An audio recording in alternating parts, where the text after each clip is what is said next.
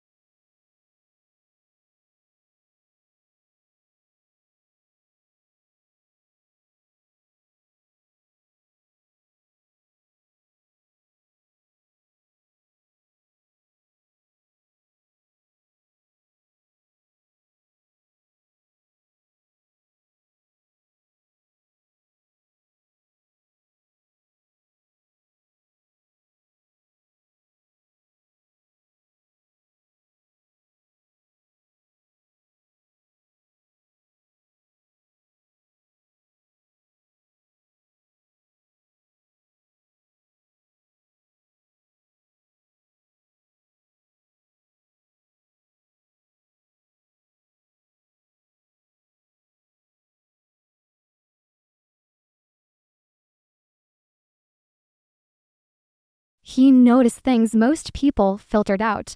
And when he couldn't sleep, which was often, he started talking to his camera.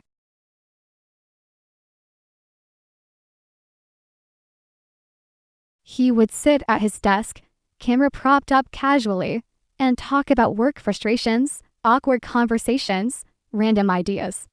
No script, no performance, just him talking into the lens like it was a patient listener. Over time, it became routine. Every night, same chair, same angle, same low light. He even joked once that if anything ever happened to him, at least there'd be a record. He laughed when he said it, but listening back now, that laugh feels forced. Have you ever laughed at something that suddenly felt too real? Weeks passed, then months. The recordings piled up. And then, one night, something small happened. Something so minor most people would forget it immediately. Evan mentioned hearing a noise outside around to 17 a.m. He described it as a dull knock, not loud enough to be urgent, not clear enough to identify.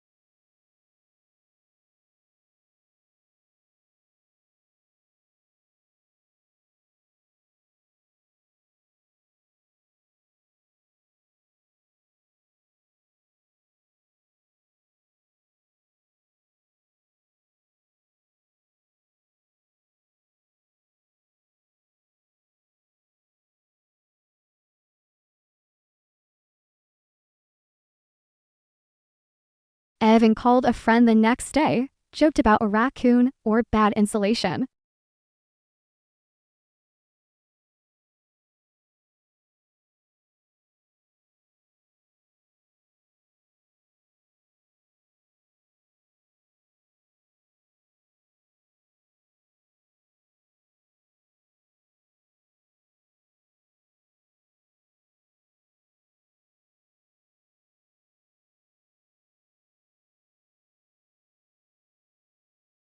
There was no sudden jump scare, no dramatic event, just a gradual erosion of normal.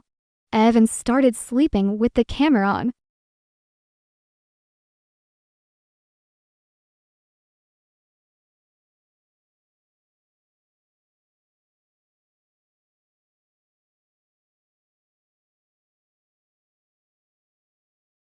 Then one afternoon, while scrubbing through a clip, he paused on REWOUND. Paused again. There was a sound, barely audible. A soft exhale that wasn't his. He tried to rationalize it. Maybe the mic picked up his breathing differently. Maybe it was feedback. He said all this out loud to the camera, almost like he needed permission to believe it. But once you hear something like that, you can't unhear it. Every recording after that carried tension. He spoke quieter, moved slower, locked doors repeatedly, sometimes checking the same lock 3 or 4 times in a single recording. And then, one night, something appeared in the footage that Evan didn't notice right away. It wasn't until days later, reviewing old files, that he froze the frame. In the background, reflected faintly in the dark window behind him, was a shape tall still. Watching it didn't move. It didn't react. It was just there. Evan stared at the paused frame for a long time before whispering, "That's not me." His voice cracked when he said it. From that moment on, fear took over completely. Evan stopped leaving the house unless absolutely necessary. He ordered groceries, took time off work.